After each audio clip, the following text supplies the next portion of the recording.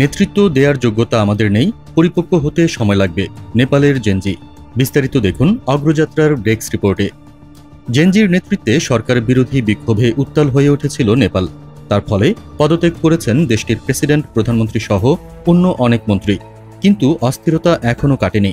এর মধ্যেই তরুণ নেতারা অভিযোগ করেছেন, তাদের ভেতর বিভাজন তৈরি করার চেষ্টা করছে বিভিন্ন পক্ষ। এর প্রতিবাদ জানিয়েছেন তারা। দিবাকর দঙ্গল নামে একজন জেনজি নেতা গণমাধ্যমকে বলেছেন, আমরা এখনও দেশের নেতৃত্ব গ্রহণের মতো যোগ্য নই। নেতৃত্ব গ্রহণের জন্য যথেষ্ট পরিপক্ব হতে আমাদের সময় লাগবে, তবে আমাদের ভেঙে ফেলার চেষ্টা করা হচ্ছে। তিনি আরও বলেন, দলের কিছু সদস্যের ভুল ধারণা আছে যে তারা জেনজিদের মধ্যে অনুপ্রবেশ করে বিভাজন তৈরি করতে পারবে। এই রক্তপাত আপনাদের পুরনো নেতাদের কারণে। মানুষ যদি রক্তপাত শুরু করে তাহলে তারা টিকবে না। তরুণরা রক্তপাত চায় না উল্লেখ করে দিবাকর বলেন, আমরা সংসদ ভেঙে দিতে চাই, কিন্তু সংবিধান বাতিল করতে চাই না। খবর এনডিটিভির। এর আগে বিবিসির এক প্রতিবেদনে বলা হয়, নেপালের আন্দোলনটি সুবিধাবাদী অনুপ্রবেশকারীরা ছিনতাই করেছে বলে জানিয়েছেন বিক্ষোভকারীরা। বিক্ষোভকারীদের জারি করা এক বিবৃতিতে বলা হয়, মঙ্গলবারের বিক্ষোভ নেপালের জেনজিদের আয়োজিত।